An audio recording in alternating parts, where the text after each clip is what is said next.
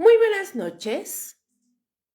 Yo soy Lady Kaboom y les doy la bienvenida a Perturbador, donde los monstruos no salen de la ficción, sino del expediente. Aquí el horror es real y tiene nombre. Hoy, en Perturbador, la princesa de Gales. El precio de ser Diana. Comenzamos. París, 31 de agosto de 1997. La ciudad duerme a medias, mientras un Mercedes negro atraviesa las calles húmedas a una velocidad que no parece humana.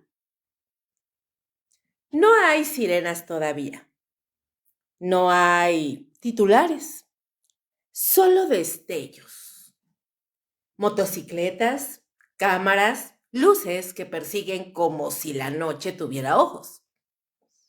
El túnel del alma aparece de pronto, como una boca abierta bajo el río Sena. Oscuro, frío, inmutable. Segundos después todo termina. Metal contra concreto, vidrio que estalla, un cuerpo inclinado hacia adelante. Silencio. La versión oficial dirá que fue un accidente, que el conductor estaba ebrio, que la velocidad fue irresponsable, que los paparazzi empujaron la escena hasta convertirla en tragedia, que la presión mediática mató a la mujer más fotografiada del planeta. Y durante años esa explicación pareció suficiente.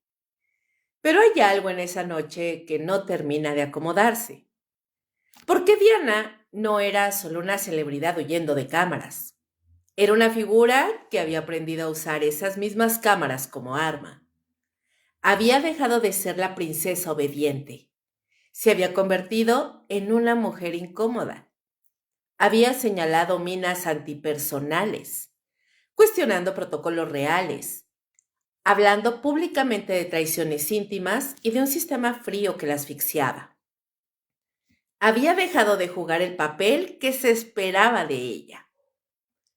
El túnel del alma no solo fue un punto geográfico, fue una frontera. Antes de él, una mujer que comenzaba a hablar sin permiso. Después, un relato perfectamente ordenado. Velocidad excesiva, conductor intoxicado, persecución de fotógrafos, caso cerrado. Sin embargo, los minutos posteriores al impacto están llenos de sombras. Fotografías que nunca se mostraron, declaraciones que cambiaron, cámaras de seguridad que no registraron lo que deberían haber registrado, testigos que recuerdan destellos extraños dentro del túnel, un tiempo de respuesta médico que para algunos fue inexplicablemente largo. Nada concluyente, nada imposible, solo suficiente para que la duda sobreviva.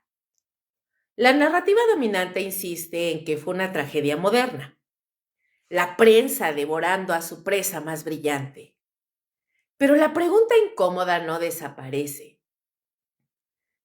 ¿Por qué Diana en 1997 ya no era solo un ícono sentimental? Era un símbolo global con poder de influencia real. Una figura capaz de desafiar estructuras centenarias sin ocupar oficialmente ningún trono. Y eso en ciertos círculos puede resultar más peligroso que cualquier escándalo. ¿Fue una noche caótica provocada por fotógrafos imprudentes? ¿O fue el desenlace conveniente de una historia que se había vuelto demasiado impredecible? En el túnel del alma quedaron restos de un automóvil, pero también quedó algo más difícil de aplastar: la sospecha. Porque cuando una vida tan vigilada termina en un punto ciego, lo que nace no es solo duelo, es inquietud. Y algunas inquietudes no se apagan con un informe oficial. A veces apenas comienzan ahí. La princesa que dejó de obedecer. Antes del túnel, antes del Mercedes, antes de que su nombre se pronunciara con un susurro casi religioso, hubo una joven de 19 años caminando hacia un altar que no comprendía del todo. Diana Spencer no nació para ser reina, pero sí fue educada dentro de los márgenes de una aristocracia que orbitaba peligrosamente cerca del poder. Su apellido abría puertas. Su timidez la cerraba con delicadeza. Cuando fue elegida como futura esposa del príncipe de Gales, la narrativa fue perfecta. Joven, inocente, sonrisa amplia, mirada limpia. El cuento de hadas que la monarquía necesitaba. Pero los cuentos de hadas son estructuras rígidas. Y Diana era humana. Desde el inicio hubo señales. La diferencia de edad, la sombra persistente de Camilla Parker Bowles, el escrutinio brutal de la prensa, la soledad dentro de palacios que parecían museos congelados en el tiempo. Diana entró a la institución como una figura moldeable y durante un tiempo cumplió el papel. Vestidos impecables, protocolos memorizados, sonrisas calculadas. La institución la moldeó con precisión quirúrgica, pero algo no salió según lo planeado, porque Diana no solo era fotogénica, era magnética. La gente no veía a una princesa distante, veía a una mujer que bajaba la cabeza al reír, que abrazaba a niños con una naturalidad que no parecía ensayada, que rompía la barrera física que la realeza mantenía como dogma. Tocaba manos, miraba los ojos, se inclinaba hacia los enfermos sin guantes. En 1987, cuando se sentó junto a un paciente con VIH y le sostuvo la mano sin protección, desafió no solo el miedo social de la época, sino la frialdad ceremonial de una monarquía acostumbrada a observar desde la distancia. Ese gesto fue más que simbólico, fue político.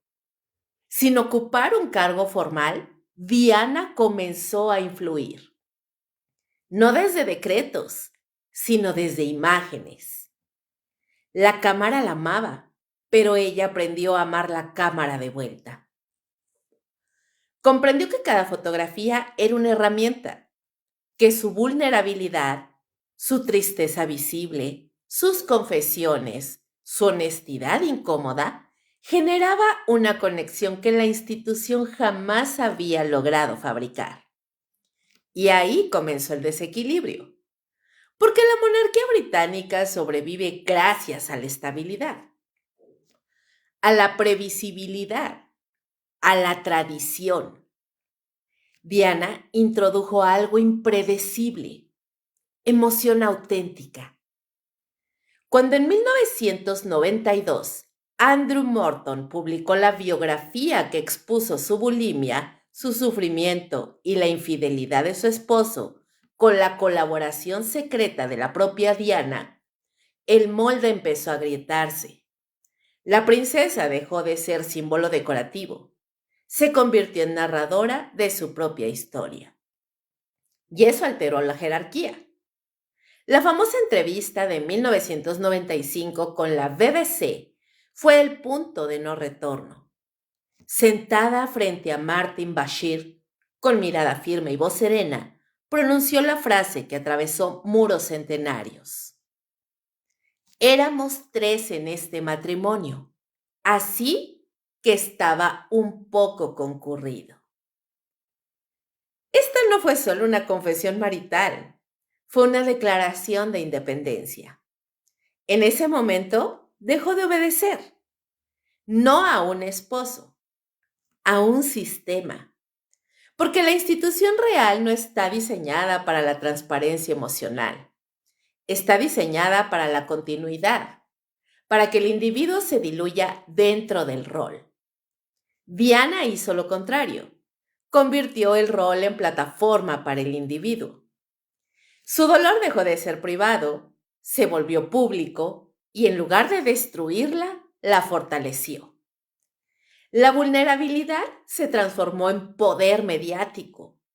Las portadas la perseguían, pero ella ya no era una víctima pasiva. Sabía cuándo aparecer.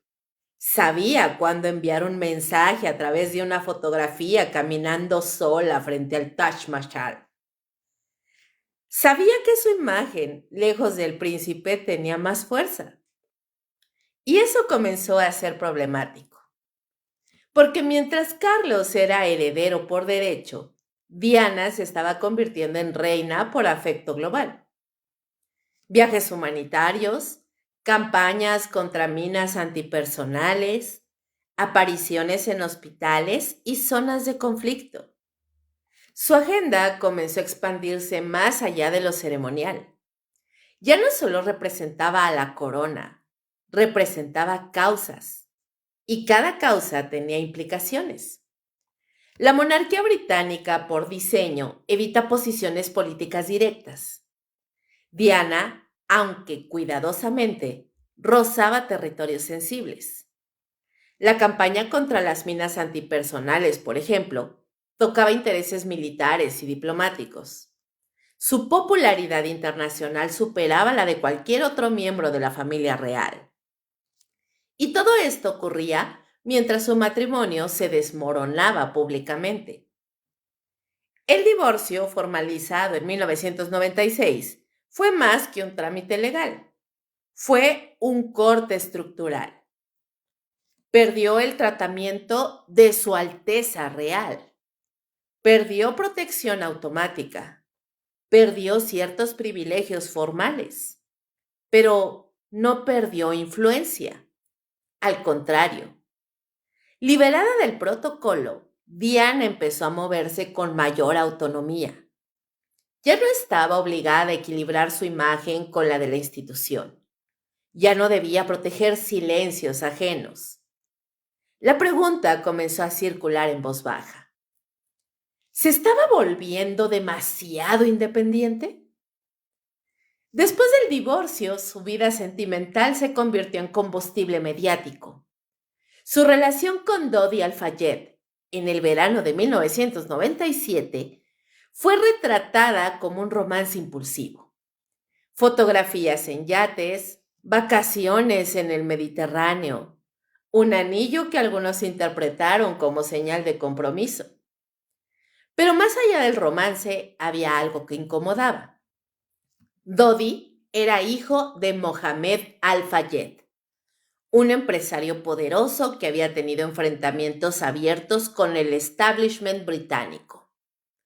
La posibilidad de que la madre del futuro rey de Inglaterra se vinculara formalmente con una familia externa, polémica y con ambiciones propias, no era un detalle menor. En ese punto, Diana ya no encajaba en ningún molde. No era esposa real, no era princesa obediente, no era figura decorativa. Era una mujer con plataforma global, agenda propia y lealtad popular. ¿En qué momento dejó de ser útil? Bueno, pues tal vez cuando comprendió que podía existir fuera del marco que la definía. Tal vez cuando decidió contar su versión sin permiso. Tal vez cuando el público empezó a verla como algo más que un símbolo. Porque la utilidad institucional tiene límites claros. Sirves mientras refuerzas la estructura. Cuando la cuestionas, te conviertes en variable. Y las variables generan incertidumbre. El divorcio no fue solo una separación conyugal. Fue la ruptura definitiva con el guión que habían escrito para ella. A partir de ahí, cada paso sería observado con una mezcla de fascinación y tensión. Diana parecía más libre que nunca, pero también más expuesta. Sin el escudo completo de la institución, su protección cambió. Sus movimientos eran más autónomos, sus decisiones más personales. La prensa se intensificó. Las persecuciones se volvieron más agresivas. La mujer que había aprendido a usar la cámara ahora estaba rodeado por ella. En retrospectiva, el periodo posterior al divorcio tiene algo inquietante, una sensación de aceleración, como si la historia estuviera avanzando hacia un punto inevitable. Diana estaba redefiniéndose, y redefinirse dentro de una estructura que no tolera cambios puede ser peligroso. No porque exista necesariamente una conspiración visible, sino porque cuando alguien deja de obedecer, altera equilibrios invisibles. El cuento de hadas había terminado mucho antes del túnel del alma. Lo que quedaba era una mujer que había aprendido a hablar. Y cuando una figura con alcance global decide hablar sin guión, el silencio alrededor comienza a tensarse.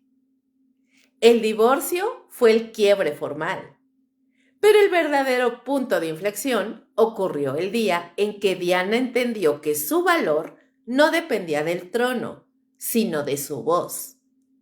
Desde ese momento ya no era una princesa moldeada, era una fuerza impredecible.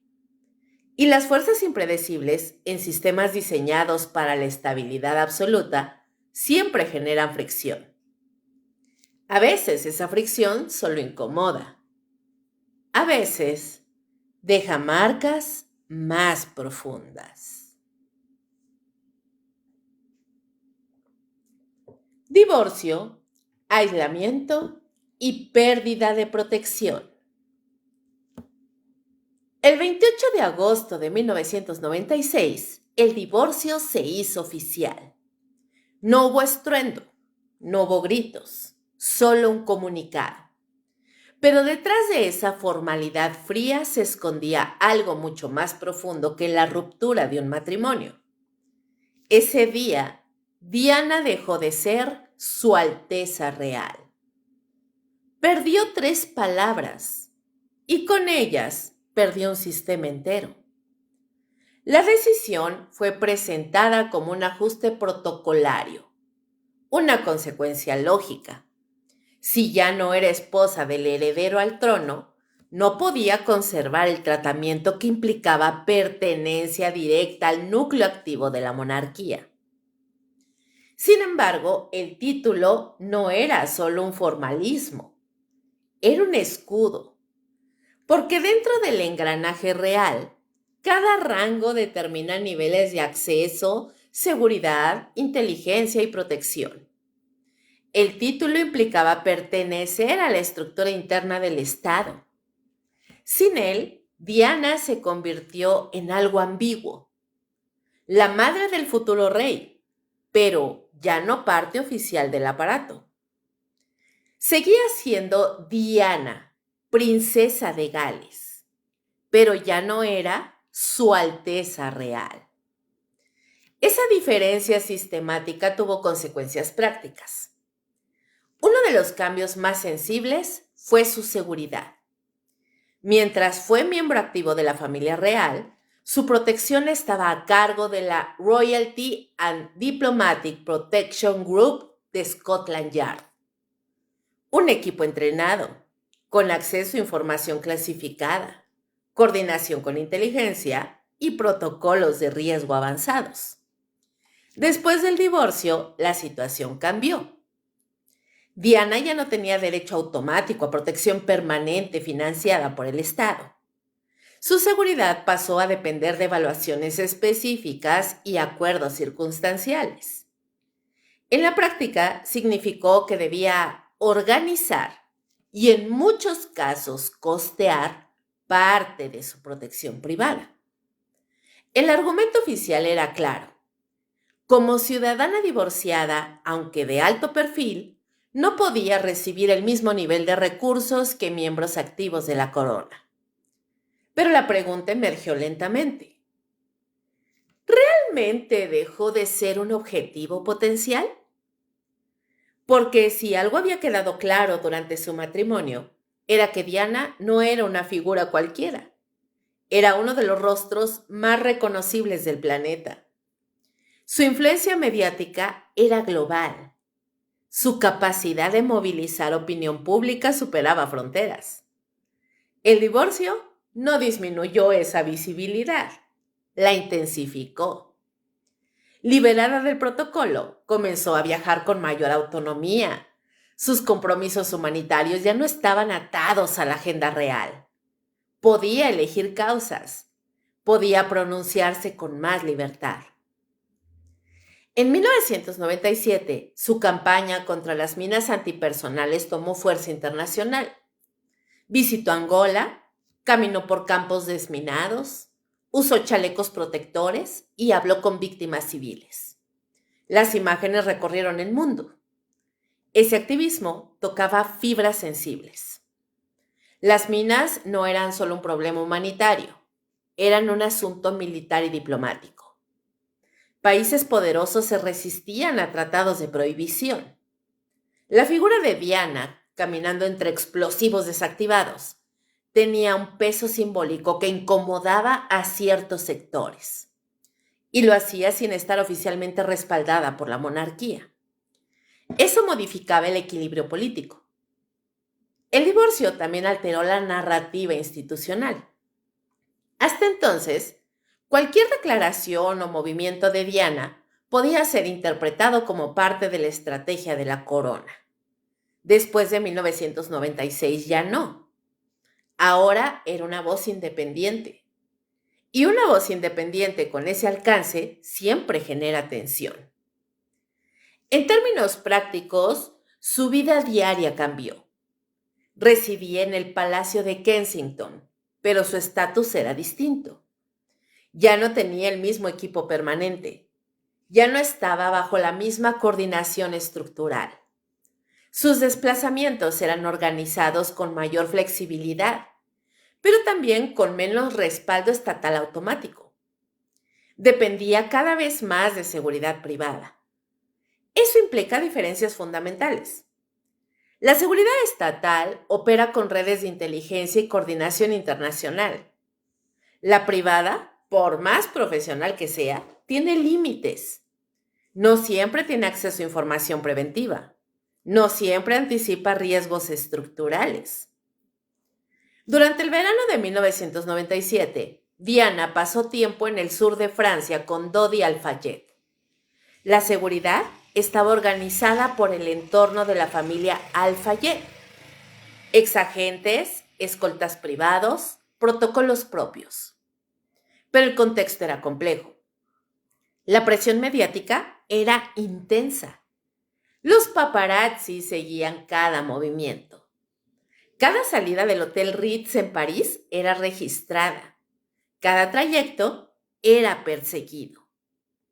La noche del 30 de agosto de 1997 no fue diferente en ese sentido.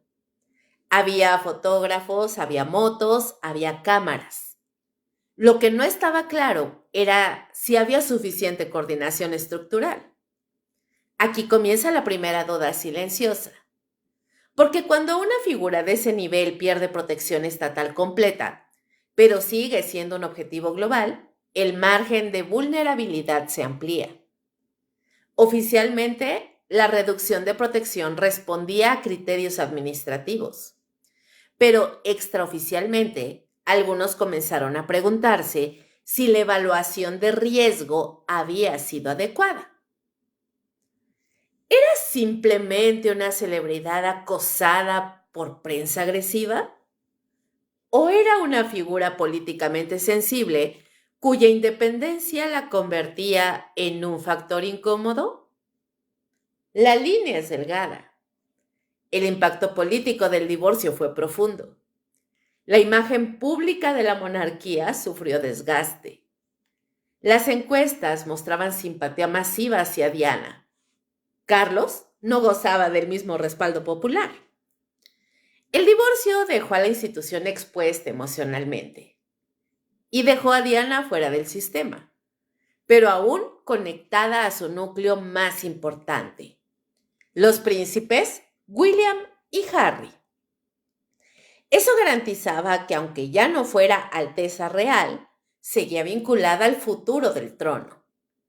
Una madre con acceso directo a los herederos. Una madre con influencia emocional. Una madre con opinión pública a su favor. No era detalle menor. Algunos analistas sostienen que tras el divorcio, la relación entre Diana y la institución entró en una etapa de coexistencia tensa, sin guerra abierta, pero sin armonía. Ella parecía estar redefiniendo su rol global. La pregunta inevitable es, ¿quién era responsable final de su protección? Legalmente ya no recaía completamente en el Estado, pero estratégicamente seguía siendo un activo de alto valor simbólico para el Reino Unido. Esa ambigüedad es inquietante, porque en seguridad las zonas grises son peligrosas. Si no está completamente dentro del sistema, pero tampoco completamente fuera, ¿quién evalúa las amenazas con la máxima prioridad? En retrospectiva, la combinación de factores es perturbadora. Alta exposición mediática, relación con una familia influyente y polémica, activismo internacional sensible, reducción de protección estatal directa, dependencia de seguridad privada y una narrativa pública que la mostraba cada vez más libre. El verano de 1997 fue descrito por muchos como su etapa de renacimiento. Más sonriente, más ligera, más dueña de su tiempo. Pero también fue el momento en que estaba más desprotegida estructuralmente. La noche en París no ocurrió en un vacío. Ocurrió después de una transición institucional. Ocurrió después de una redefinición de estatus. Ocurrió en medio de una persecución mediática constante. Cuando se analiza fríamente, la versión oficial sostiene que el accidente fue consecuencia de una combinación trágica. Exceso de velocidad, conductor bajo influencia del alcohol y presión de paparazzi. Pero la duda estructural no está en el impacto, está en el contexto previo.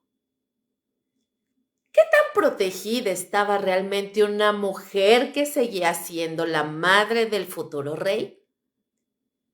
¿Era coherente el nivel de seguridad con el nivel de riesgo? ¿O se asumió que al perder el título también había perdido vulnerabilidad? El divorcio fue presentado como un cierre, pero en términos de seguridad fue una transición frágil. Y en las historias donde el poder, la imagen y la política se entrelazan, las transacciones frágiles suelen ser momentos críticos. Diana salió del matrimonio buscando libertad. La obtuvo. Pero la libertad sin la estructura que antes la rodeaba la dejó caminando en un terreno más expuesto. A veces el aislamiento no se siente inmediato. Se instala de forma silenciosa. Primero se pierde un título, luego un equipo, luego una red invisible de protección. Y cuando finalmente ocurre algo irreversible, el vacío se hace evidente. El divorcio no la mató, pero redefinió las condiciones bajo las cuales vivía. Y tal vez también bajo las cuales podía morir.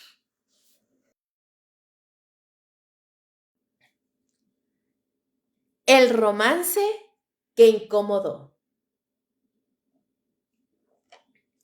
El verano de 1997 tuvo una luz distinta. Después del divorcio, Diana parecía respirar de otra manera. Las fotografías mostraban a una mujer más relajada, menos rígida, casi luminosa.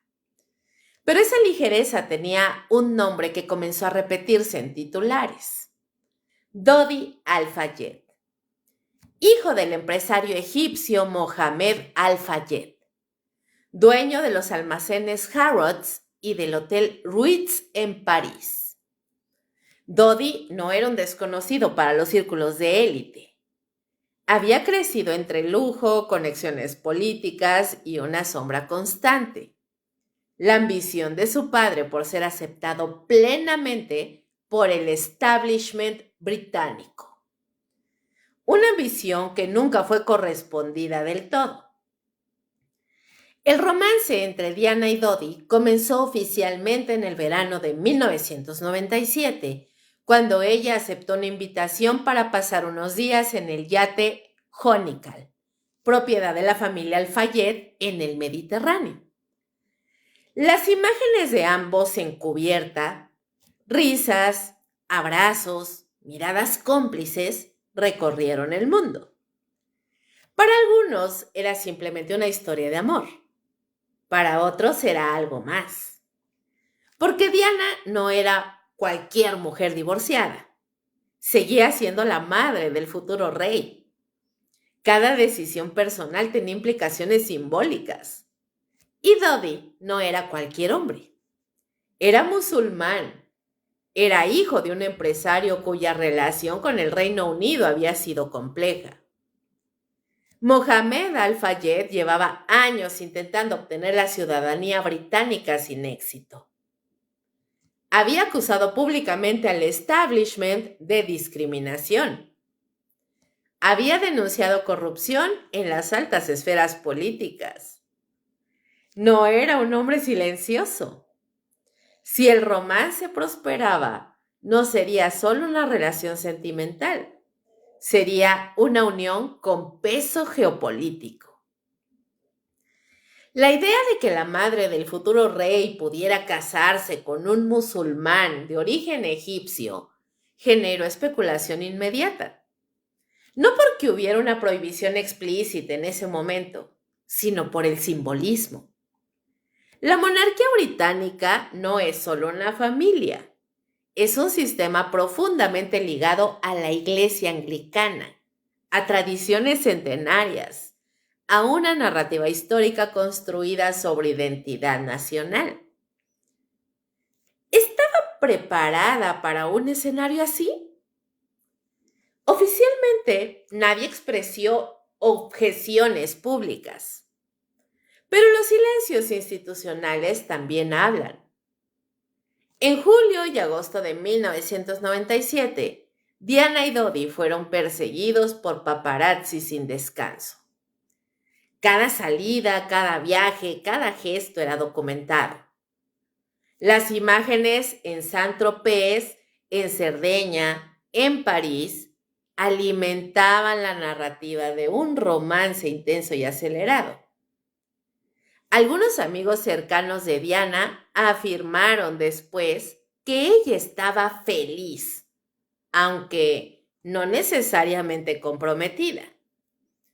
Otros sostuvieron que la relación era reciente, impulsiva, tal vez más mediática que profunda.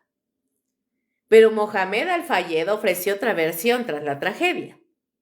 Afirmó públicamente que su hijo y Diana estaban comprometidos, que planeaban casarse, que incluso ella estaba embarazada. Esas declaraciones encendieron una tormenta, porque si fueran ciertas, implicaban un escenario que habría sacudido los cimientos simbólicos de la institución. Un eventual matrimonio habría colocado a Dodi en un lugar cercano al entorno de los príncipes William y Harry. Habría creado la posibilidad, aunque fuera lejana, de medios hermanos, nuevas alianzas familiares, nuevas dinámicas culturales. Más que una cuestión religiosa o racial, era una cuestión de control narrativo. Diana ya no obedecía protocolos, ya no respondía a agendas diseñadas por otros. Elegía sus causas, elegía sus viajes y ahora elegía a su pareja. El romance también se desarrolló en un contexto internacional complejo. En ese momento, Medio Oriente atravesaba tensiones políticas constantes. Las relaciones diplomáticas eran delicadas. La figura de Diana, asociada públicamente con una familia musulmana influyente, tenía lecturas múltiples en distintos escenarios. Nada de esto implica necesariamente conspiración, pero sí implica incomodidad. En entrevistas posteriores, Mohamed Al-Fayed sostuvo que su hijo y Diana fueron víctimas de una conspiración orquestada por sectores que no podían aceptar esa unión. Señaló directamente a la inteligencia británica. Habló de vigilancia, de sabotaje, de eliminación. Sus afirmaciones fueron investigadas y oficialmente descartadas. Sin embargo, el hecho de que un padre convencido sostuviera durante años esa versión mantuvo viva una sombra. Dodi, según quienes lo conocieron, era encantador, generoso, pero también acostumbrado a un estilo de vida impulsivo. Sus decisiones podían ser rápidas. Esa noche en París, la elección de salir por la puerta trasera del Hotel Ritz, de cambiar de vehículos, de intentar despistar a la prensa, fue parte de esa dinámica. La narrativa oficial sostiene que la persecución mediática fue determinante. Pero en el trasfondo, el romance había elevado el interés público a un nivel casi obsesivo. Las fotografías de Diana con Dodi no eran solo imágenes de una pareja, eran símbolos de transformación. Ella ya no era la princesa doliente, era una mujer redefiniéndose, y eso alteraba el guión. Hay un detalle que inquieta a muchos investigadores independientes: la velocidad con la que la relación se convirtió en noticia global, la intensidad con la que fue seguida y el nivel de especulación sobre compromiso y embarazo en cuestión de semanas. Era como si el mundo necesitara acelerar la historia, o como si alguien quisiera hacerlo. Las investigaciones oficiales, Operación Payet en el Reino Unido y la investigación francesa, concluyeron que no existía evidencia de conspiración. Determinaron que el accidente fue resultado de conducción imprudente y persecución mediática. Pero las preguntas emocionales persisten. ¿Qué habría pasado si Diana hubiera anunciado un compromiso formal? ¿Qué habría significado una boda fuera del marco real tradicional? ¿Se habría reconfigurado la percepción pública de la monarquía? La institución sobrevivió a crisis antes, abdicaciones, escándalos, guerras. Pero en los años 90, su imagen estaba ya erosionada por el divorcio, por revelaciones íntimas, por una opinión pública cada vez más crítica. Diana representaba algo impredecible, una figura que no podía ser controlada del todo. Y ahora vinculada a una familia poderosa que tampoco se alineaba completamente con el establishment británico. El romance, entonces, no fue solo un capítulo romántico, fue un punto de tensión simbólica. La noche del 30 de agosto, cuando la pareja cenó en el Ritz, el ambiente estaba cargado de cámaras y rumores. Se hablaba de un posible anillo comprado días antes. Se hablaba de planes. Se hablaba de futuro. Quizás era solo especulación. Quizá no. Pero cuando el Mercedes salió del hotel y tomó dirección hacia el túnel del alma, no solo transportaba a dos personas. Transportaba una historia que se había vuelto incómoda. Una historia que combinaba poder, identidad, religión, dinero y una mujer que ya no aceptaba moldes predefinidos. En retrospectiva, el romance puede verse como un episodio breve y vertiginoso. Apenas unas semanas de exposición intensa. Pero en esas semanas se condensaron tensiones acumuladas durante años. La vulnerabilidad convertida en poder mediático. La independencia convertida en desafío institucional. El amor convertido en símbolo. Tal vez fue solo una relación de verano. Tal vez el inicio de algo que nunca sabremos. Lo único cierto es que en las horas previas al accidente, la narrativa pública giraba en torno a una pregunta. ¿Iba Diana a empezar una nueva vida lejos de la órbita real? Y si la respuesta era sí, ¿quién estaba preparado para eso? El romance no causó el accidente, pero sí aumentó el voltaje alrededor de su figura. Y cuando la tensión se acumula en exceso, cualquier chispa puede ser devastadora. Esa noche en París, la historia no terminó solo con un impacto contra una columna. Terminó con la posibilidad de un futuro que para algunos resultaba demasiado impredecible. Y lo impredecible, en estructuras antiguas, siempre genera temor.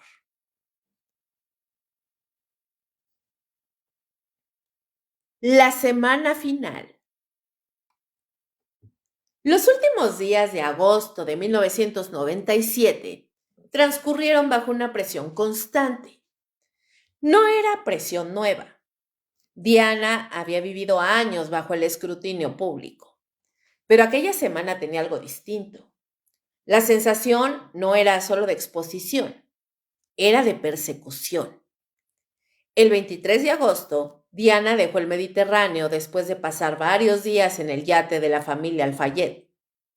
Las imágenes captadas por los paparazzi la mostraban sonriente, pero quienes estuvieron cerca describieron una mezcla de entusiasmo y cansancio. Sabía que cada movimiento era observado. Sabía que cualquier gesto sería interpretado. Las cámaras no eran una presencia ocasional, eran una sombra permanente. En esos días, los planes cambiaban con frecuencia. Viajes improvisados, cancelaciones de último momento, decisiones tomadas casi por impulso. Parte de esa dinámica respondía a la necesidad de esquivar a la prensa. Otra parte parecía simple deseo de libertad. Moverse sin dar explicaciones. Actuar sin consultar a un equipo institucional. Pero la improvisación tiene un costo. El 27 de agosto, Diana habló por teléfono con amigos cercanos en Londres. Las conversaciones fueron descritas después como normales, incluso animadas. Comentó que regresaría pronto al Reino Unido. Habló de sus hijos. Habló de la rutina que retomaría. Nada en esas llamadas sugería una despedida. El 28 y 29 de agosto, la pareja estuvo en Cerdeña. Testigos afirmaron que la seguridad era mínima comparada con estándares reales previos. Tras el divorcio, Diana ya no contaba con la misma estructura oficial de protección. Dependía de seguridad privada contratada por la familia Al-Fayed. Esa diferencia no era menor. Antes, cada desplazamiento estaba coordinado con precisión institucional. Ahora las decisiones pasaban por equipos privados con menos recursos y menos integración con autoridades locales. El 30 de agosto, Diana llegó a París junto a Dodi. El plan original era sencillo, una parada breve antes de regresar a Londres. Sin embargo, desde el momento en que aterrizaron, los fotógrafos comenzaron a rodearlos. Se hospedaron en el Hotel Ritz, propiedad de Mohamed Al-Fayed. El hotel ofrecía lujo y privacidad relativa. Pero esa noche, la privacidad era una ilusión. Los paparazzi se concentraron frente a la entrada principal. Motocicletas, automóviles, lentes apuntando como armas silenciosas. La pareja decidió cenar fuera del hotel inicialmente, pero ante la presencia masiva de fotógrafos, regresaron al Ritz. Cambiaron de planes varias veces. Subieron a una suite. Bajaron, volvieron a subir. Cada movimiento parecía reactivo. En algún punto de la noche se tomó la decisión de abandonar el hotel por la puerta trasera para despistar a la prensa. El vehículo asignado fue un Mercedes-Benz S280. Al volante iría Henry Paul, jefe de seguridad adjunto del Ritz.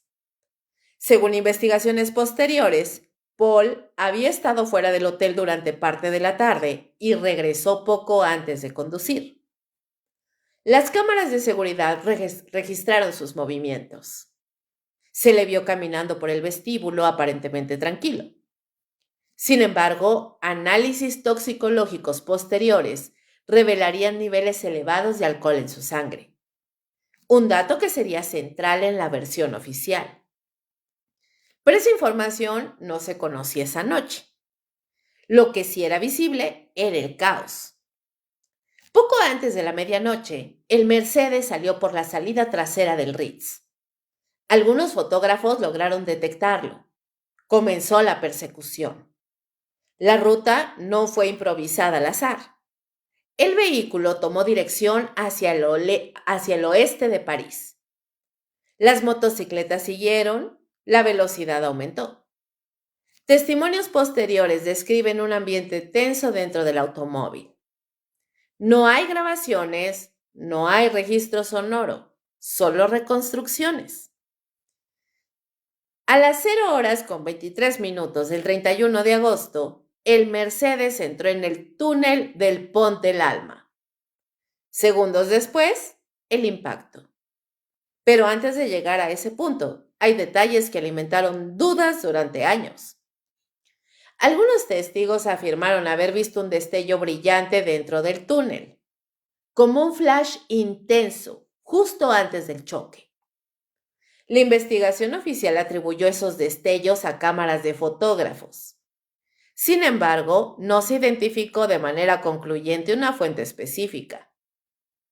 Otros testigos hablaron de un vehículo blanco que pudo haber rozado al Mercedes antes del impacto.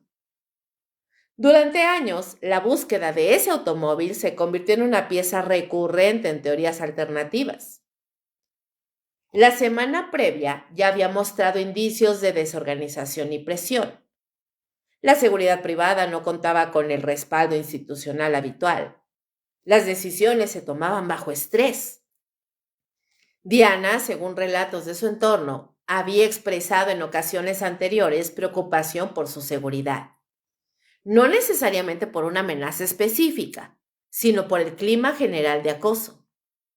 Había vivido la experiencia de sentirse vigilada incluso dentro de espacios privados. En los años anteriores, se reveló que había grabaciones clandestinas, escuchas, filtraciones. La sensación de que nada era completamente confidencial. En ese contexto, la semana final se sintió como una culminación de esa exposición constante. La persecución en París no fue un evento aislado. Fue la versión extrema de una dinámica brutal. Lo que inquieta es la concatenación de factores. Cambios de planes, conductor con consumo de alcohol, ausencia de cinturones de seguridad en pasajeros traseros, velocidad elevada, presencia de paparazzi. Cada elemento por separado podría explicarse. Juntos forman una cadena frágil. Las investigaciones oficiales concluyeron que el accidente fue resultado de conducción imprudente y persecución mediática. No se encontró evidencia de sabotaje mecánico ni intervención externa organizada. Sin embargo, la sensación de vigilancia constante durante esa semana dejó una huella. En entrevistas posteriores, algunos cercanos describieron a Diana como consciente del riesgo que implicaba cada salida pública, pero también cansada de vivir escondida. La paradoja era evidente. Huir de las cámaras implicaba movimientos apresurados que podían aumentar el peligro. La noche del accidente, la decisión de utilizar la puerta trasera fue estratégica, pero también improvisada. La velocidad dentro del túnel fue estimada en más de 100 kilómetros por hora. Un error de cálculo a esa velocidad se vuelve irreversible. El silencio posterior al impacto fue breve. Luego llegaron sirenas, luces, cámaras otra vez. La semana final terminó en cuestión de segundos, pero al reconstruirla se percibe algo más que una secuencia logística.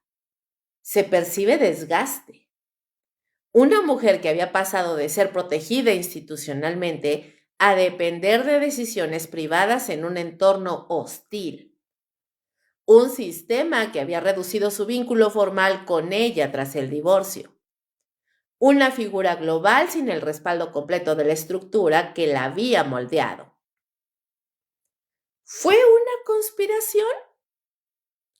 Las investigaciones oficiales dicen que no. ¿Fue negligencia? Probablemente hubo errores humanos claros. Pero en esa semana final, la línea entre exposición y vulnerabilidad se volvió peligrosamente delgada. El túnel del alma no apareció de la nada. Fue el punto final de una acumulación de presión. Las llamadas, los cambios de planes, las decisiones rápidas, la sensación de ser observada en cada paso. Todo convergió. Y cuando la historia llegó a ese túnel, la oscuridad no fue solo física. Fue el momento en que las preguntas comenzaron a multiplicarse. Porque cuando una figura pública muere en circunstancias caóticas, la explicación técnica rara vez calma la inquietud colectiva. La semana final no ofrece pruebas concluyentes de algo oculto, pero sí deja una impresión persistente. Nada parecía completamente bajo control. Y cuando una vida ha sido moldeada por instituciones poderosas, la pérdida de control puede ser más peligrosa de lo que imaginamos. El túnel fue el escenario, pero la tensión se había construido mucho antes. Y en esa acumulación silenciosa ya se sentía que algo estaba por romperse.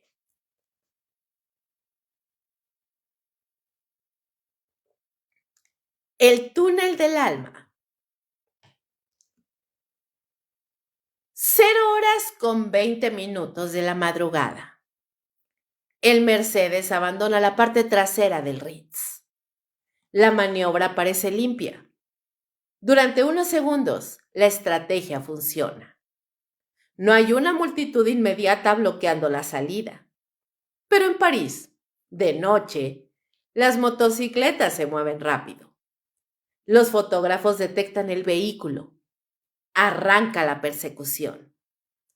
Dentro del automóvil viajan 4 personas. Henry Paul al volante. Trevor Rhys Jones en el asiento del copiloto.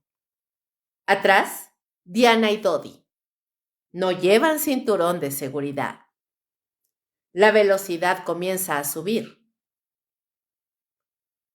0:22. El vehículo avanza por el Quai des Tuileries. Algunos fotógrafos lo siguen. Otros intentan adelantarse para obtener mejor ángulo. Las luces de las motos se reflejan en el metal negro del automóvil. Henry Paul acelera. Años después, los análisis toxicológicos revelarían niveles elevados de alcohol y presencia de medicamentos en su sangre. La investigación oficial concluyó que estaba intoxicado. Sin embargo, hay una grieta incómoda. Las cámaras de seguridad del Ritz lo habían mostrado caminando con aparente estabilidad poco antes de salir.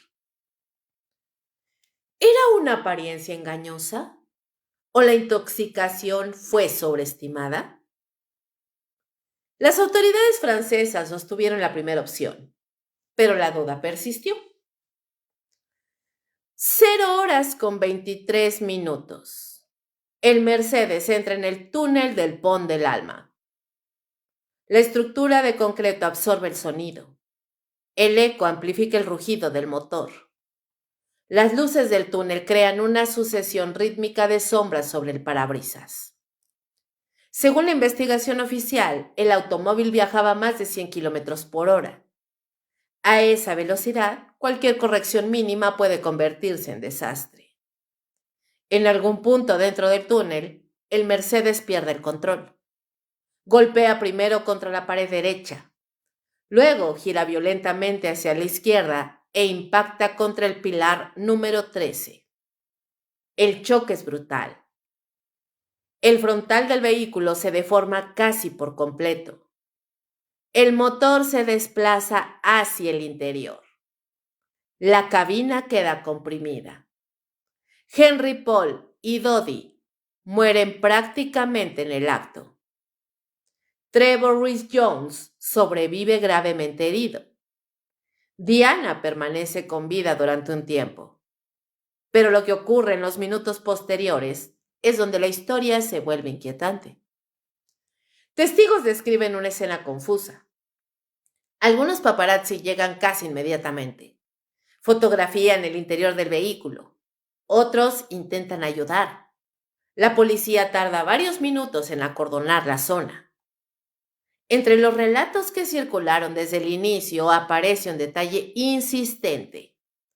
Un Fiat Uno color blanco que habría estado presente en el túnel en el momento del impacto. Algunos investigadores sostuvieron que el Mercedes pudo haber rozado ese vehículo antes de perder el control. Se hallaron restos de pintura blanca en el Mercedes. El Fiat nunca fue identificado oficialmente de manera concluyente. Años después, la investigación británica sugirió que el Fiat pertenecía a un fotógrafo francés, James Anderson, quien negó estar involucrado. Su muerte posterior, por suicidio según la versión oficial, añadió una capa más de sospecha para quienes ya desconfiaban. ¿Coincidencia? ¿Narrativa paralela sin sustento? La versión oficial determinó que el contacto con el Fiat sí existió. No fue determinante en la causa del accidente. El factor principal seguía siendo la velocidad y la intoxicación del conductor. Pero el Fiat blanco quedó como una sombra. Otro elemento inquietante. Las cámaras de seguridad dentro del túnel no captaron el momento del impacto. París estaba equipada con sistemas de videovigilancia en múltiples puntos. Sin embargo, esa noche, en ese tramo específico, las cámaras no registraron imágenes útiles del accidente. Las autoridades explicaron que las cámaras no estaban orientadas hacia la zona exacta del choque o que no funcionaban en modo de grabación continua. No era imposible, pero tampoco tranquilizador. En un mundo donde cada movimiento de Diana era documentado, el instante crucial quedó fuera de foco. 0:25. Llegan los primeros equipos de emergencia. Los paramédicos franceses aplican protocolos estrictos en casos de trauma. A diferencia de otros sistemas médicos que priorizan el traslado inmediato, el enfoque francés en ese momento privilegiaba estabilizar al paciente en el lugar antes de moverlo. Diana es atendida dentro del vehículo durante un periodo prolongado. Algunos críticos posteriores argumentaron que el traslado fue lento, que el tiempo entre el impacto y la llegada al hospital fue excesivo. El informe oficial sostuvo que la atención fue adecuada y que las lesiones internas eran tan graves que el desenlace difícilmente habría cambiado. Pero el reloj se convirtió en otro punto de discusión. Desde el impacto hasta su llegada al hospital Piti-Salpêtrière pasaron más de 40 minutos. La intervención quirúrgica no logró salvarla. Fue declarada muerta a las 4 de la mañana. En ese intervalo, el mundo aún dormía. La noticia tardó en confirmarse. Cuando se hizo pública, el impacto fue global. Sin embargo, en las horas posteriores comenzaron a circular preguntas. ¿Por qué un conductor con niveles tan altos de alcohol fue autorizado a manejar? ¿Por qué la seguridad privada no eligió una ruta diferente? ¿Por qué no llevaban cinturones de seguridad? ¿Por qué las cámaras no registraron el momento exacto? ¿Quién era el conductor del Fiat blanco? Las investigaciones oficiales llevadas a cabo por la Operación Paget en el Reino Unido y la investigación francesa concluyeron que no hubo conspiración. Determinaron que fue un accidente causado por la conducción imprudente y la persecución de los medios. Pero las teorías alternativas encontraron combustible en cada vacío. Algunos señalaron que Diana había expresado temor en el pasado sobre su seguridad. Otros mencionaron tensiones geopolíticas relacionadas con su relación con Dodi. Hubo quienes sugirieron interferencia deliberada, aunque nunca se presentaron pruebas concluyentes. El túnel del alma se convirtió en símbolo, no solo por el choque, sino por lo que representó. Un punto donde la narrativa oficial y la sospecha pública comenzaron a caminar en paralelo. El detalle de las cámaras que no grabaron, el Fiat que desapareció, el conductor intoxicado que horas antes parecía estable, el protocolo médico discutido.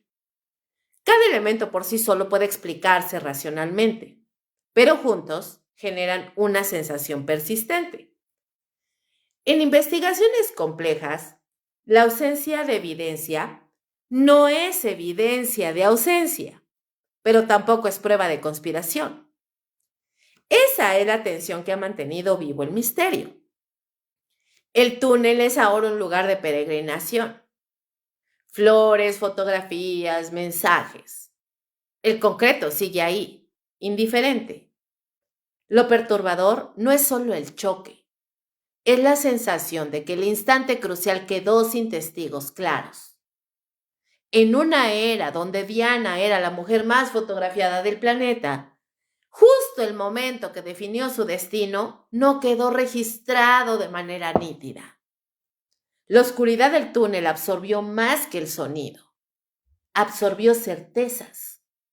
Y cuando las certezas faltan, el vacío se llena con preguntas. El pilar número 13 sigue en pie.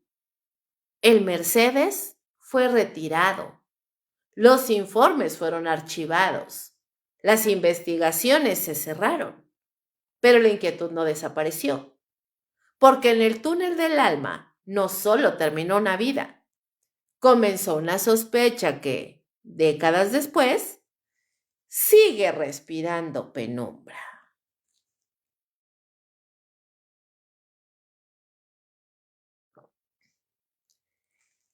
Investigaciones y contradicciones.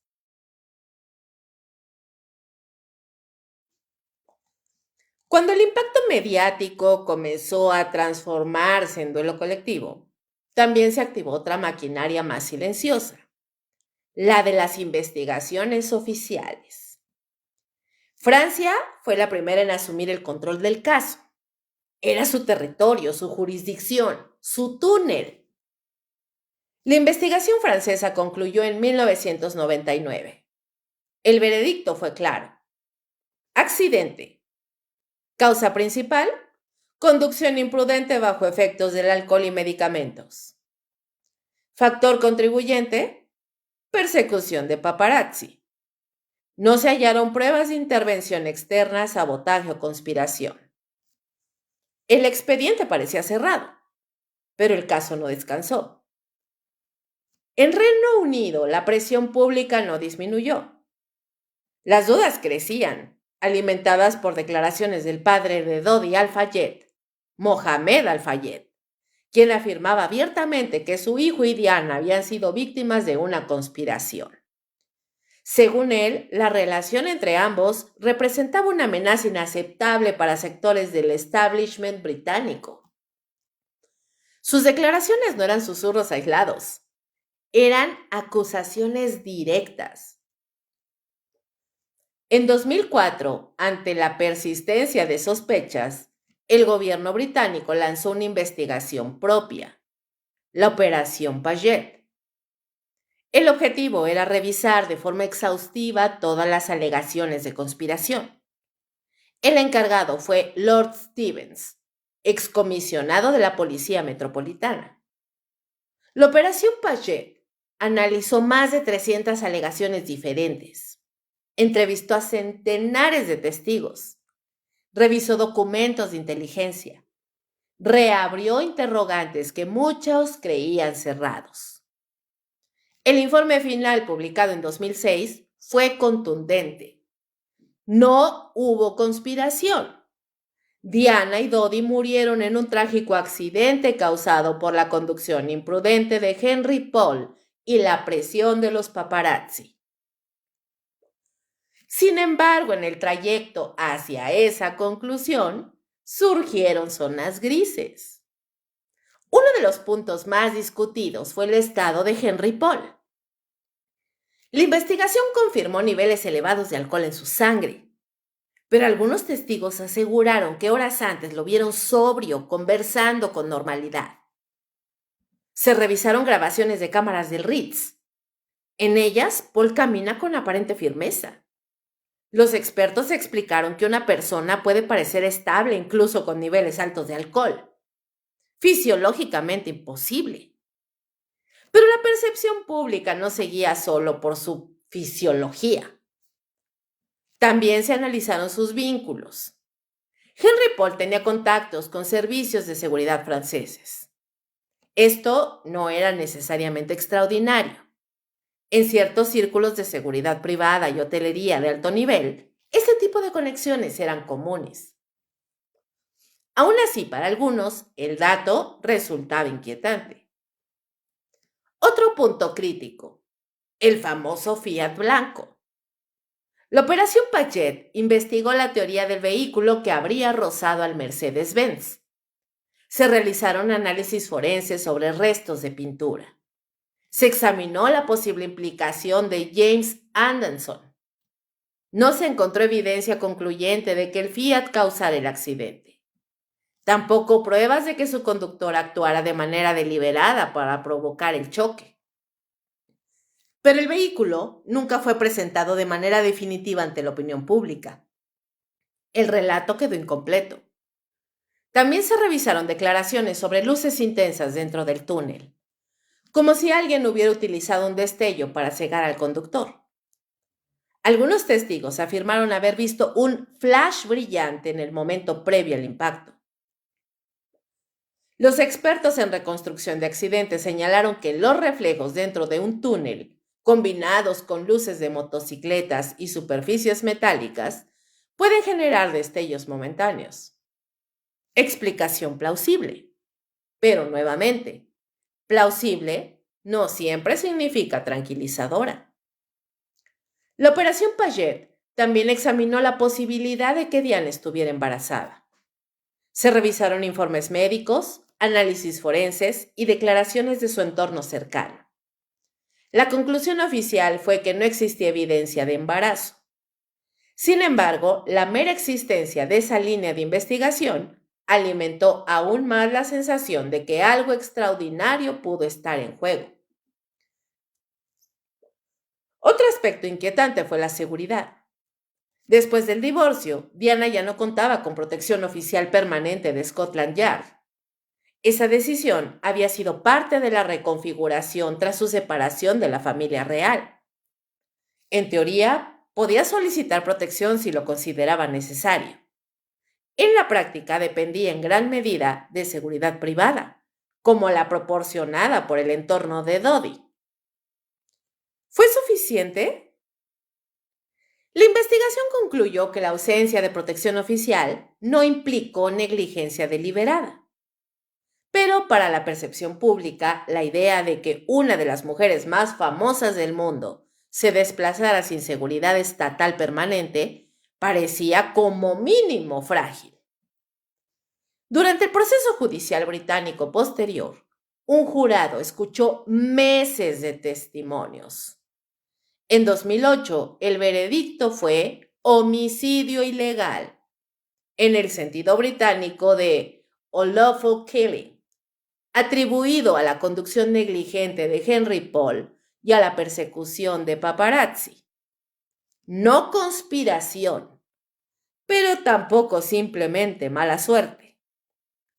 El término legal introducía una dimensión distinta: responsabilidad compartida. A pesar de las conclusiones oficiales en ambos países, la percepción pública no se alineó completamente. Las encuestas mostraban que un porcentaje significativo de la población creía que existía algún tipo de encubrimiento. ¿Por qué? Es porque la historia tenía demasiados elementos simbólicos. Una princesa divorciada, una nueva relación internacional, tensiones mediáticas, advertencias previas sobre seguridad, cámaras que no grabaron, un conductor intoxicado pero aparentemente estable horas antes, un vehículo blanco nunca plenamente esclarecido. Cada pieza podía explicarse individualmente, pero juntas formaban un mosaico bastante incómodo. Las investigaciones fueron exhaustivas. Revisaron teorías sobre servicios secretos británicos, sobre interferencias electrónicas, sobre manipulación de pruebas. No se encontró evidencia sólida que sostuviera esas hipótesis, y sin embargo la sensación persistía. En casos de alto perfil, la desconfianza pública no siempre surge de pruebas ocultas. A veces nace de la magnitud del personaje involucrado. Diana no era una figura extraordinaria, era súper extraordinaria. Era un símbolo global. Cuando una figura simbólica muere en circunstancias tan caóticas, el cerebro colectivo busca una narrativa proporcional a su importancia. Un simple accidente parece insuficiente para una historia tan grande. Ahí radica el conflicto. Las autoridades ofrecieron explicaciones técnicas, cronogramas detallados, resultados forenses, reconstrucciones digitales. Pero el público observaba otra cosa: coincidencias acumuladas. La Operación Payet dedicó capítulos enteros a desmontar teorías específicas. Revisó supuestos documentos secretos, analizó llamadas telefónicas, confirmó coartadas, cerró puertas, pero cada puerta cerrada parecía abrir otra pregunta emocional no jurídica, porque en el fondo la inquietud no se alimenta solo de datos, se alimenta de sensación, y la sensación era esta.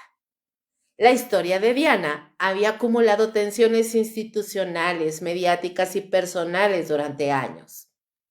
La noche del 31 de agosto de 1997 no ocurrió en el vacío. Ocurrió después de conflictos, rupturas y transformaciones profundas. Las investigaciones oficiales concluyeron que no hubo mano oculta, pero la percepción pública siguió preguntándose: ¿es posible que tantas variables convergieran por azar en un mismo instante? Las respuestas formales dicen que sí. La historia judicial está cerrada. Los archivos permanecen disponibles. Las conclusiones son públicas. Y aún así, cada aniversario revive las mismas preguntas. Porque cuando la versión oficial y la institución colectiva no coinciden del todo, el caso nunca termina de descansar. Las investigaciones ofrecieron claridad técnica, pero no disiparon completamente la sombra. Y esa sombra, esa acumulación de contradicciones, coincidencias y vacíos emocionales, es la que mantiene viva la duda. No porque haya pruebas ocultas, sino porque a veces la verdad comprobada no logra silenciar la inquietud que deja una historia demasiado grande para ser explicada solo con estadísticas. Advertencias previas. Hay algo particularmente inquietante cuando alguien muere. Deja palabras que parecen anticiparlo.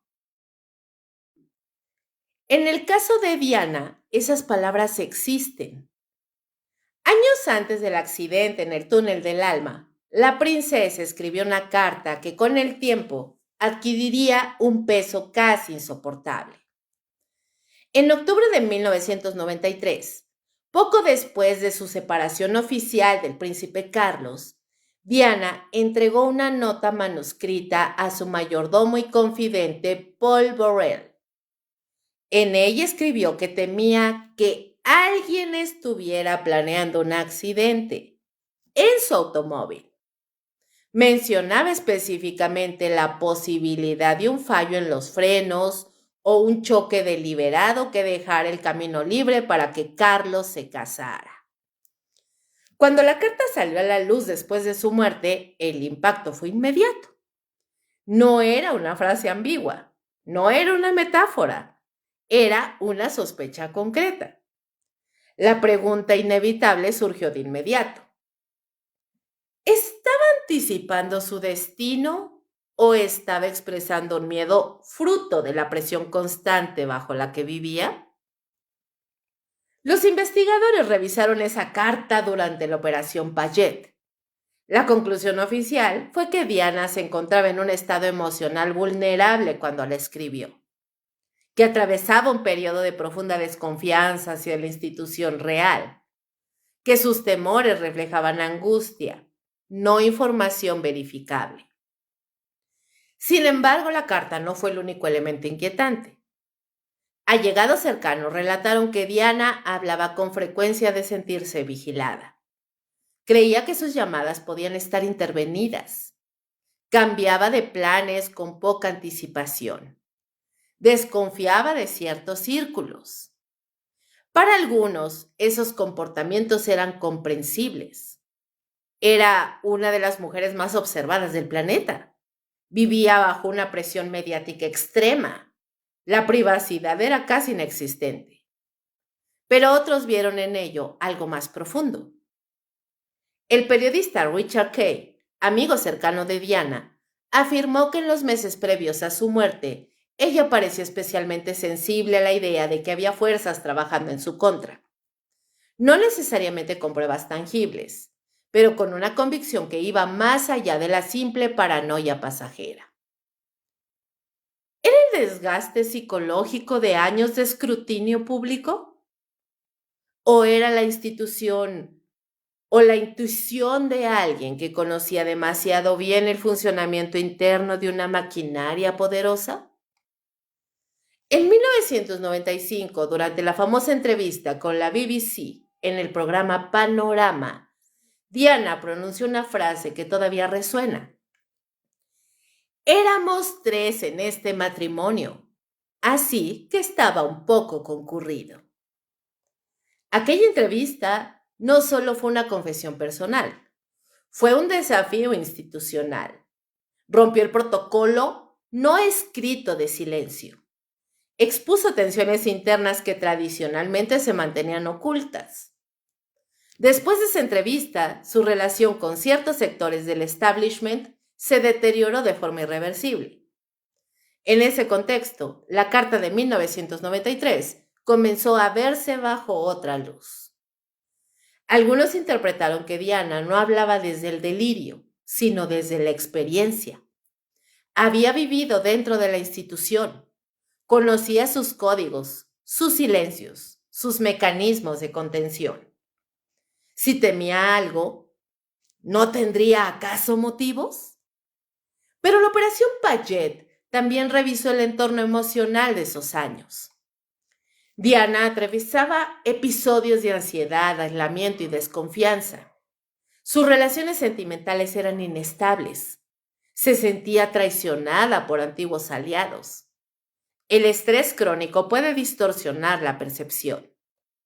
Los investigadores entrevistaron a médicos, amigos, colaboradores. Ninguno aportó evidencia concreta de amenazas reales contra su vida. No se encontraron documentos oficiales que indicaran planes en su contra. No hubo pruebas de vigilancia ilegal dirigida específicamente hacia ella en ese periodo.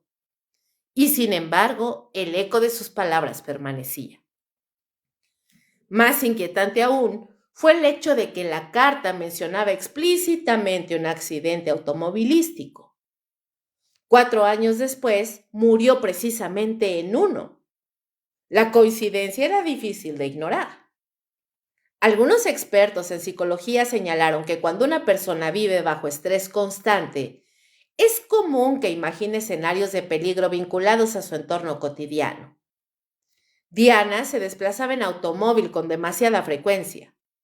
Era lógico que ese fuera el escenario proyectado en su mente. Pero esa explicación racional siguió sin eliminar la incomodidad. También se difundieron rumores sobre advertencias indirectas. Se dijo que ciertos contactos le habían insinuado que debía ser prudente en sus relaciones y declaraciones públicas. No hay registros oficiales que respalden esas versiones, pero el rumor persistió durante años.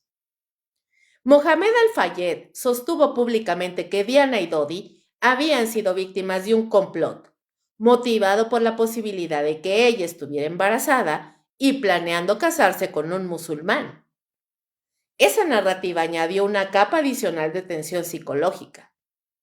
Si Diana era consciente de esa posibilidad, aunque fuera como rumor, ¿pudo haber interpretado cualquier gesto como amenaza? ¿O al contrario? Su entorno minimizó señales que vistas en retrospectiva resultaban significativas. Hay un elemento psicológico que vuelve todo más perturbador. La diferencia entre paranoia e intuición solo puede evaluarse con certeza cuando los hechos posteriores la contradicen o la confirman. En este caso, los hechos fueron ambiguos. La investigación oficial concluyó que no existía evidencia de complot, que la carta reflejaba temores personales, no información real. Pero el cerebro humano tiende a conectar patrones. Carta anticipando el accidente. Muerte en un accidente. Advertencias sobre vigilancia. Sensación constante de exposición. Para muchos, la secuencia parecía demasiado alineada. Y aquí el tono se vuelve más oscuro, porque incluso si aceptamos la versión oficial, que ya sea accidente, negligencia, caos, queda una dimensión inquietante. Diana vivió convencida, al menos en ciertos momentos, de que podían dañarla. Esa sensación la acompañó durante años. Murió sin saber si estaba equivocada, y nosotros tampoco. Quizá la pregunta no sea si había una conspiración tangible. Quizás la pregunta más perturbadora es otra. ¿Qué le ocurrió psicológicamente a una mujer que pasó de ser adolescente anónima a símbolo global bajo vigilancia permanente? Cuando cada conversación puede ser grabada, cuando cada movimiento puede ser fotografiado, cuando cada error se amplifica, la mente comienza a anticipar peligros. Algunos dirán que sus advertencias fueron el resultado natural de una vida bajo presión extrema. Otros insistirán en que nadie dentro del sistema la tranquilizó de manera convincente. Y ahí surge la grieta. Porque si alguien vive con miedo constante y luego muere en circunstancias caóticas, el miedo adquiere una dimensión retrospectiva casi profética. En entrevistas posteriores, algunos allegados afirmaron que en el verano de 1997, Diana parecía optimista. Hablaba de nuevos proyectos humanitarios, planeaba viajes, consideraba reorganizar su vida sentimental. No parecía alguien convencido de un destino inminente. Eso contradice la imagen de una mujer paralizada por el terror. Pero la psique humana no es lineal. Se puede tener esperanza y miedo al mismo tiempo. Se puede sonreír en público y desconfiar en privado. Lo verdaderamente perturbador es que nunca sabremos cuánto de sus advertencias era intuición y cuánto era desgaste emocional. Lo único verificable es que dejó constancia escrita de su temor y que el escenario que describió terminó siendo el escenario de su muerte. Las investigaciones intentaron cerrar esa línea interpretativa. La calificaron como producto de angustia personal. Técnicamente, no encontraron vínculo entre la carta y el accidente, pero emocionalmente la sombra permanece. Porque cuando alguien dice, temo que provoquen un accidente, y años después muere en uno, la coincidencia se instala en la memoria colectiva como una pregunta que no termina de apagarse. ¿Fue una mente sobrecargada imaginando peligros? ¿O fue una mujer que entendía demasiado bien el juego que la rodeaba? La respuesta oficial existe. La respuesta psicológica es más difusa. Y en ese espacio borroso, entre paranoia e intuición, es donde el caso deja de ser solo histórico y se convierte en profundamente inquietante. ¿Accidente o mensaje? Toda muerte pública genera dolor. Algunas generan preguntas. Muy pocas generan una grieta que nunca termina de cerrarse. La madrugada del 31 de agosto de 1997 fue presentada al mundo como una estrategia provocada por una combinación de velocidad, persecución mediática y decisiones imprudentes. Esa es la versión oficial. Esa es la conclusión respaldada por investigaciones extensas, tanto en Francia como en el Reino Unido. Pero hay una pregunta que persiste casi como un murmullo incómodo.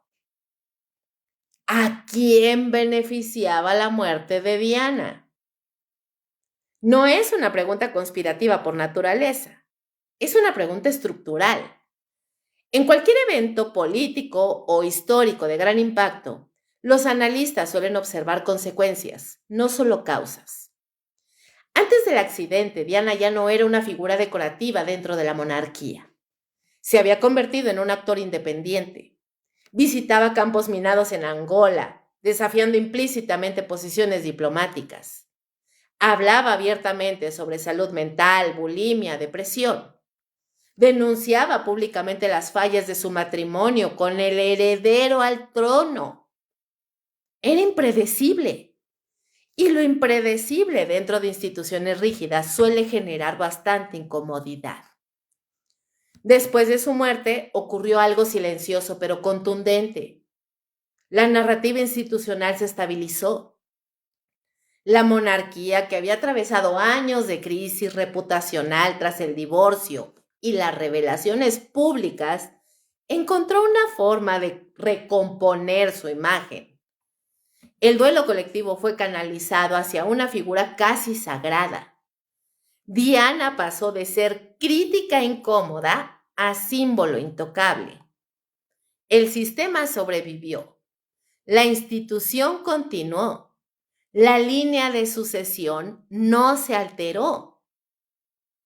¿Eso implica intención? No, pero sí implica consecuencia. Hay quienes sostienen que su relación con Dodi Al-Fayed representaba una amenaza simbólica, la posibilidad, aunque nunca confirmada oficialmente, de un compromiso o incluso un embarazo que habría generado un terremoto mediático y cultural. Una futura madrastra musulmana de los hijos del heredero al trono británico. En la década de los 90, en un contexto geopolítico complejo, esa imagen habría sido explosiva. Mohamed Al-Fayed defendió durante años la idea de que la muerte de su hijo y Diana fue un asesinato encubierto. Señaló intereses institucionales, prejuicios raciales, operaciones de inteligencia.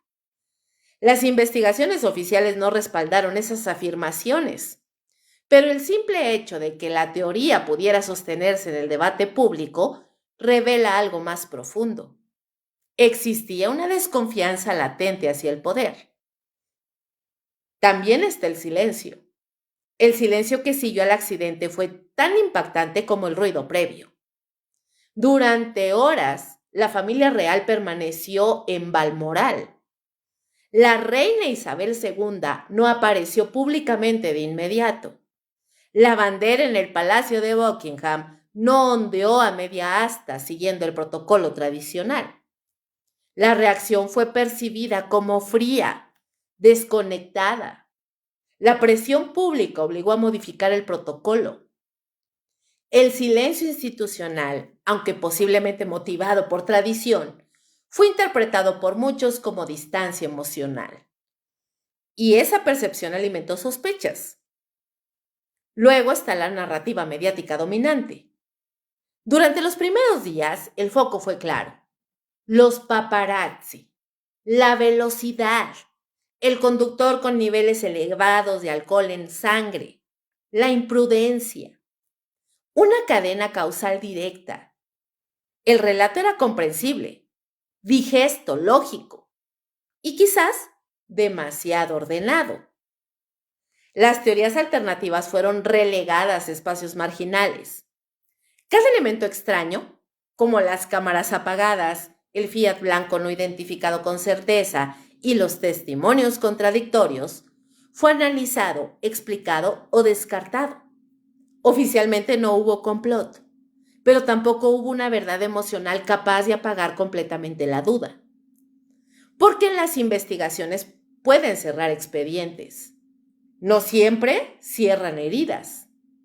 Desde una perspectiva fría, los hechos indican un accidente, un conductor bajo influencia del alcohol y medicamentos, una persecución mediática agresiva, una decisión precipitada de evitar la salida principal del hotel, una suma de errores humanos. Sin embargo, cuando se observa el conjunto, hay un elemento perturbador: la sensación de inevitabilidad. Diana había sido una figura incómoda, había denunciado, había expuesto, había desafiado. Y en el momento en que parecía reinventarse por completo, desapareció. No hay prueba documental de que su muerte fuera un mensaje. No existe evidencia verificable de una orden, un plano, una ejecución encubierta. Pero la historia está llena de episodios donde lo verificable y lo real no siempre coinciden. La pregunta entonces cambia. Deja de ser hubo un complot y se transforma en ¿era conveniente que dejara de estar Diana en escena? Su muerte produjo una reconfiguración inmediata del escenario público. La tensión mediática cambió. Las tensiones internas se disiparon. La monarquía recuperó terreno emocional. Y Diana se convirtió en mito. Pero un mito no habla, un mito no acusa, un mito no contradice.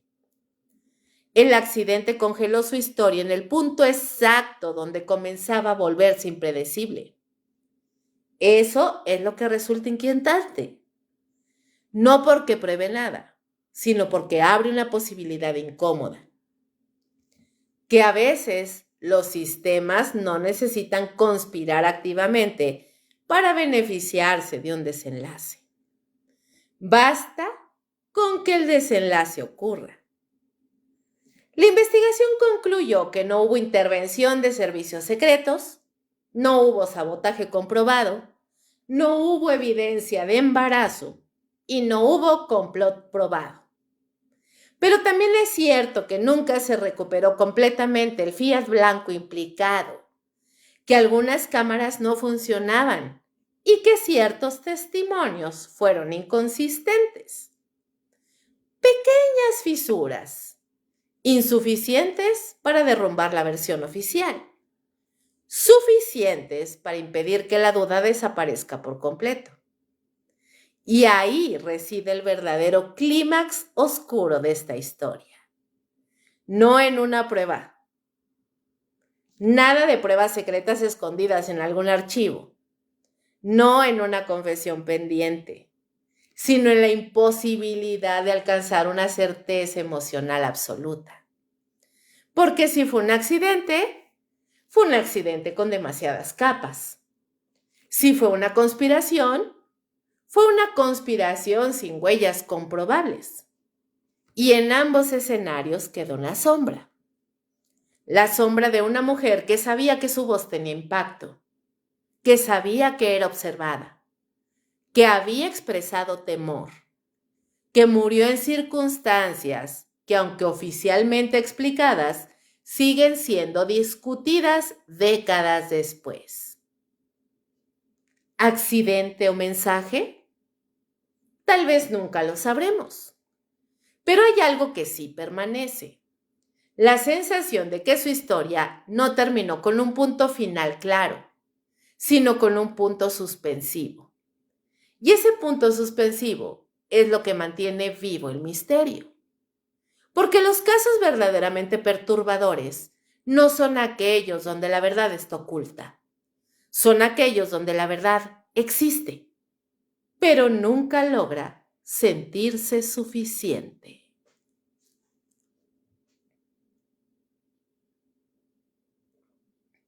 Han pasado décadas. Las investigaciones se cerraron, los informes se publicaron, los tribunales hablaron, los documentales se multiplicaron. Y sin embargo, el túnel del alma sigue ahí, frío, silencioso e inmutable. La versión oficial afirma que fue un accidente trágico provocado por decisiones humanas equivocadas. El conductor intoxicado, la persecución mediática irresponsable y una cadena de errores que terminó en desastre. Eso es lo que dicen los documentos. Pero las historias no viven solo en los documentos, viven en la memoria colectiva. Y en la memoria, Diana no es solo una víctima de un accidente automovilístico. Es una figura que parecía estar transformándose.